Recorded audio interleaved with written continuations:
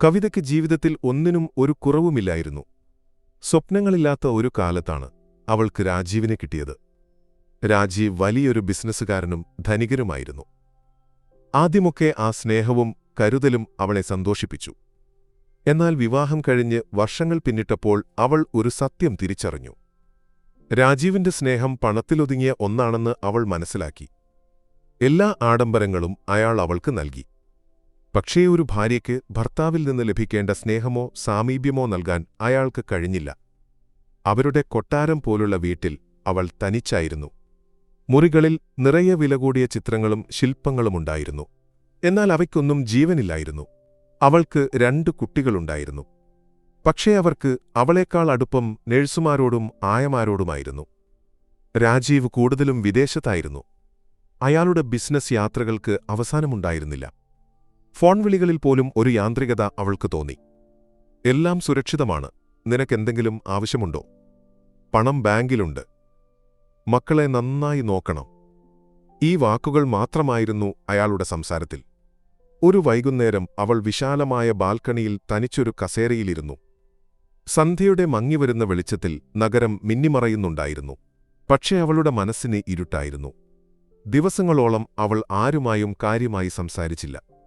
ഒരു മെഷീനെപ്പോലെ അവൾ ഒരു മുറിയിൽ നിന്ന് മറ്റൊരു മുറിയിലേക്ക് നടന്നു.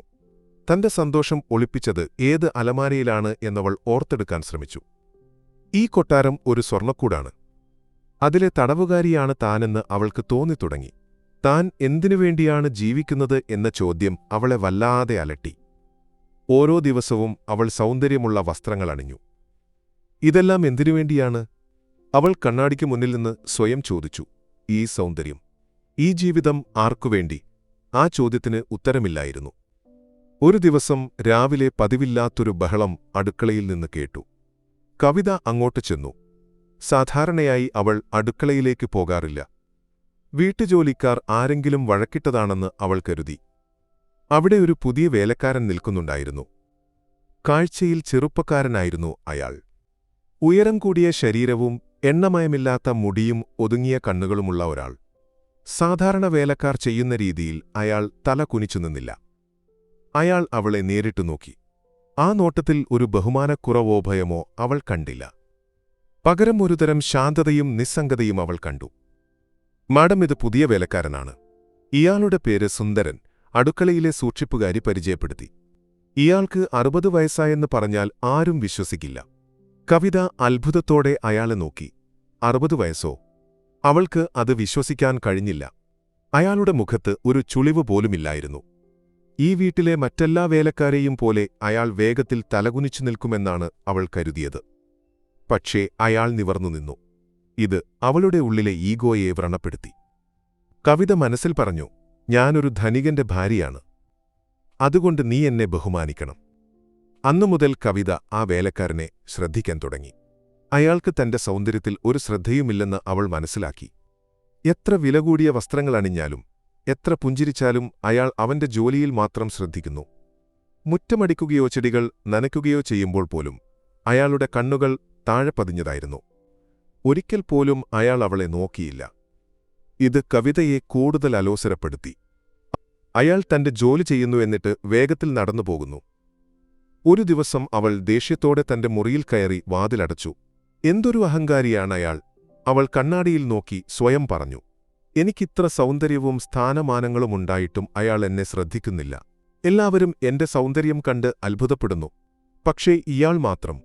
അവളുടെ ഉള്ളിലെ അടിച്ചമർത്തപ്പെട്ട ദേഷ്യം ഒരു അഗ്നിപർവ്വതം പോലെ പൊട്ടിത്തെറിക്കാൻ തുടങ്ങി. അവൾക്ക് അയാളെ നിയന്ത്രിക്കണം. അയാളുടെ ശ്രദ്ധ പിടിച്ചുപറ്റണം. അതിന് എന്താണ് വഴി? അവൾ ഇരുന്ന് ആലോചിച്ചു. അവൾക്ക് വയ്യാത്ത പോലെ കിടന്നാൽ അയാൾ തന്റെ മുറിയിലേക്ക് വരുമോ? കവിതയുടെ മനസ്സിൽ ഒരു ദുഷിച്ച ചിന്ത ഉടലെടുത്തു. സാധാരണയായി ആൺവേലക്കാർക്ക് വീട്ടുടമസ്ഥരുടെ മുറിയിൽ പ്രവേശിക്കാൻ അനുവാദമില്ല. പക്ഷേ ഈ നിയമം ലംഘിക്കാൻ അവൾ തീരുമാനിച്ചു. അവൾ തന്റെ തലമുടി അലസമായി വിതറി. കണ്ണുകൾക്ക് താഴെ ഒരു കറുത്ത മഷി പുരട്ടി. ഭിത്തിയിലേക്ക് തല ചായ്ച്ചു കിടന്നു. വേലക്കാരിയെ വിളിച്ച് അവൾ പറഞ്ഞു, എനിക്ക് വല്ലാത്ത തലവേദന. ആ പുതിയ വേലക്കാരനോട് കുറച്ച് ചൂടുവെള്ളം കൊണ്ടുവരാൻ പറയൂ. വേലക്കാരി അത്ഭുതത്തോടെ അവളെ നോക്കി. സാധാരണയായി അവർക്ക് എന്താവശ്യമുണ്ടെങ്കിലും നഴ്സുമാരോടാണ് പറയാറ്. പക്ഷേ വേലക്കാരി അനുസരിച്ചു. അധികം വൈകാതെ അവളുടെ മുറിയുടെ വാതിലിൽ ഒരു മുട്ട് കേട്ടു. അവൾ ഹൃദയമിടിപ്പോടെ അകത്തേക്ക് വരൂ എന്ന് പറഞ്ഞു. വാതിൽ തുറന്ന് അയാൾ അകത്തേക്ക് വന്നു. ഒരു സ്റ്റീൽ ഗ്ലാസിൽ ചൂടുവെള്ളവുമായി അയാൾ അവൾക്ക് മുന്നിൽ നിന്നു. കവിത അയാളെ നോക്കി, നിങ്ങൾ എന്താണ് എന്റെ മുഖത്തേക്ക് നോക്കാത്തത്? എന്നോട് ഒരു ബഹുമാനവുമില്ലേ? മാഡം എന്നെ വേലക്കാരനായിട്ടാണ് നിയമിച്ചത്. എന്റെ ജോലിയാണ് എന്റെ ബഹുമാനം. അയാൾ തലകുനിച്ചുകൊണ്ട് പറഞ്ഞു. അവൾക്ക് ദേഷ്യം വന്നു. നിങ്ങളുടെ പേരെന്താണ്? അവൾ രോഷത്തോടെ ചോദിച്ചു. സുന്ദരൻ. അവൾക്ക് ആ പേര് ഓർമ്മയുണ്ടായിരുന്നു. നിങ്ങൾ സാധാരണ വേലക്കാരെപ്പോലെയല്ലല്ലേ? കവിതയ്ക്ക് അയാളെ തടയാൻ കഴിഞ്ഞില്ല. അവളുടെ മനസ്സ് പൂർണ്ണമായും അയാളുടെ നിയന്ത്രണത്തിലായി. എന്തൊരു ധൈര്യമാണ് അയാൾക്ക്? അവൾ സ്വയം ചോദിച്ചു. അന്നു രാത്രി അവൾക്ക് ഉറങ്ങാൻ കഴിഞ്ഞില്ല. അവളുടെ ഉള്ളിലെ ദേഷ്യം ഭയമായി മാറാൻ തുടങ്ങി. അവൾ വേലക്കാരന്റെ മുറിയിലേക്ക് രഹസ്യമായി പോകാൻ തീരുമാനിച്ചു. അയാളുടെ മുറിയിൽ എന്തെങ്കിലും രഹസ്യമുണ്ടോ? എന്താണ് അയാളുടെ പെരുമാറ്റത്തിന് പിന്നിലെ കാരണം? അവൾ പതിയെ മുറിക്ക് പുറത്തിറങ്ങി. വേലക്കാരുടെ മുറികളുള്ള ഭാഗത്തേക്ക് നടന്നു. അയാൾ മുറിക്ക് പുറത്തേക്ക് പോകുന്നത് അവൾ കണ്ടു. അവൾ പെട്ടെന്ന് അടുക്കളയിലേക്ക് ഓടി. അവിടെ ഒരു ടേബിളിൽ ചാരി നിന്നു. താൻ മുറിയിലില്ലെന്ന് അയാൾ മനസ്സിലാക്കുമ്പോൾ പരിഭ്രാന്തനാകുമെന്നാണ് അവൾ കരുതിയത്. അധികം വൈകാതെ അയാൾ അടുക്കളയിലേക്ക് വന്നു. അവൾ അവിടെയുണ്ടെന്ന് കണ്ടപ്പോൾ അയാൾ അത്ഭുതത്തോടെ ചോദിച്ചു, മാഡം ഈ രാത്രിയിലിവിടെ? എനിക്ക് ദാഹിച്ചു. ഒരു ഗ്ലാസ് വെള്ളമെടുക്കാൻ വന്നതാണ്, അവൾ പറഞ്ഞു. ഞാൻ വെള്ളം തരാൻ വന്നതാണ്, അയാൾ പറഞ്ഞു. നിങ്ങളുടെ മുറിയിൽ ആരുമില്ലാതിരുന്നത് കണ്ടപ്പോൾ ഞാൻ പരിഭ്രാന്തനായി. അയാൾ അനാവശ്യമായി വ്യാകുലപ്പെടുന്നത് കണ്ടപ്പോൾ അവൾക്കൊരു ചിരി വന്നു. നന്ദി, അവൾ പറഞ്ഞു. ആ ദിവസമാണ് എല്ലാത്തിന്റെയും തുടക്കം. എല്ലാ രാത്രിയിലും അയാൾ അവളുടെ മുറിയിൽ വരാൻ തുടങ്ങി. അവൾ ഉറങ്ങാൻ നടിക്കുന്നത് കണ്ടിട്ട് അയാൾ മുറിയിൽ പ്രവേശിച്ചു. അവൾ ഭയന്നു അനങ്ങാൻ പോലും കഴിയാതെ അവൾ കിടന്നു. അയാൾ അവളുടെ അടുത്തേക്ക് വന്നു. അവളുടെ തലയിലോ നെറ്റിയിലോ അയാൾ വളരെ ശാന്തമായി സ്പർശിച്ചു. ആ സ്പർശം വിചിത്രമായിരുന്നു. അത് വിരലുകളിലൂടെ ഒരു വൈദ്യുത പ്രവാഹം പോലെ അവളുടെ ശരീരത്തിലൂടെ കടന്നുപോയി. അവൾ ഞെട്ടിപ്പോയി. പക്ഷേ ഭയം കാരണം അവൾ അനങ്ങിയില്ല. പതിയെ പതിയെ അവൾക്കയാളെ ഭയമായി തുടങ്ങി. അവൾ ഭർത്താവിനെ വിളിച്ച് ഒരു വേലക്കാരിയെ ആവശ്യപ്പെട്ടു. പക്ഷേ ഭർത്താവ് അവളെ ഭീഷണിപ്പെടുത്തി. നല്ലവനായ വേലക്കാരൻ എന്ന അയാളുടെ വാക്കുകൾ അവളെ കൂടുതൽ ഭയപ്പെടുത്തി. ആ രാത്രികളിൽ അവൾക്ക് ഉറങ്ങാൻ കഴിഞ്ഞില്ല.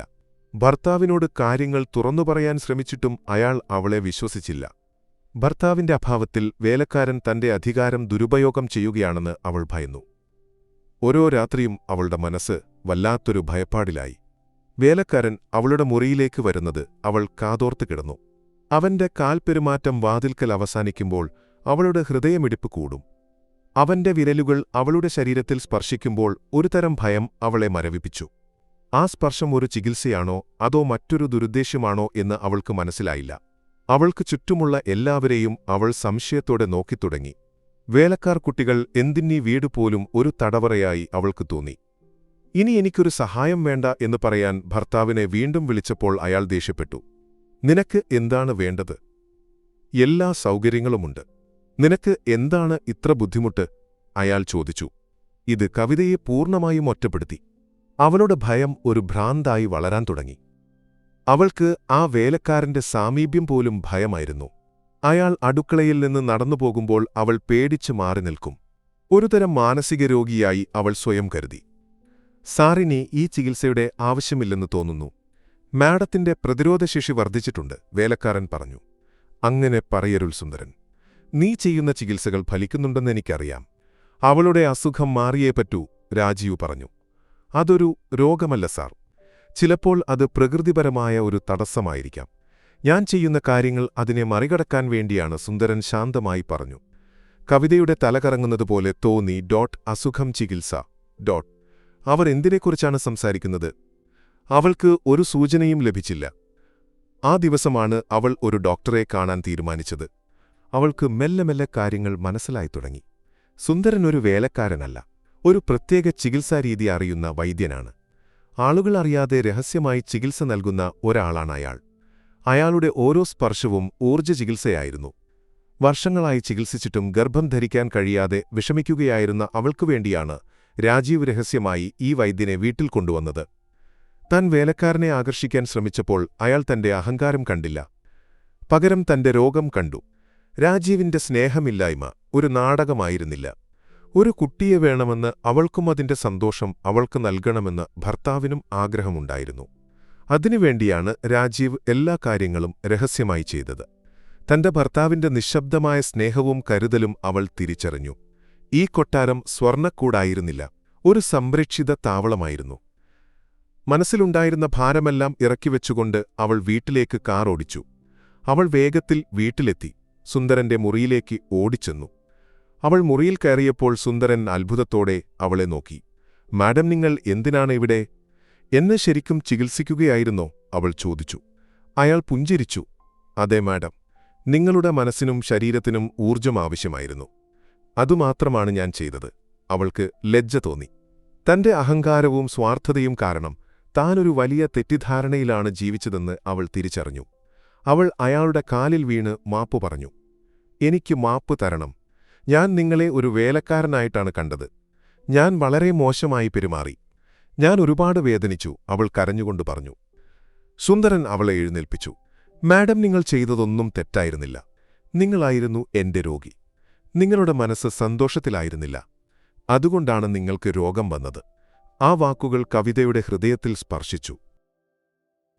ആ രാത്രിയിൽ അവൾ ഭർത്താവിനോട് സംസാരിച്ചു.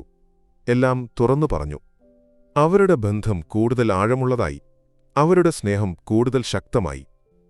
കവിതയുടെ കൊട്ടാരത്തിൽ സന്തോഷവും സമാധാനവും നിറഞ്ഞു. അവൾ ഒരു കുഞ്ഞിന് ജന്മം നൽകി. വേലക്കാരൻ ആ വീട്ടിൽ അവളോട് ഏറ്റവും കൂടുതൽ അടുപ്പമുള്ള ഒരാളായി മാറുന്നു. അയാളെ ഒരു വേലക്കാരനായിട്ടല്ല, മറിച്ച് തന്റെ ജീവിതം മാറ്റിമറിച്ച ഒരാളായി അവൾ കാണുന്നു.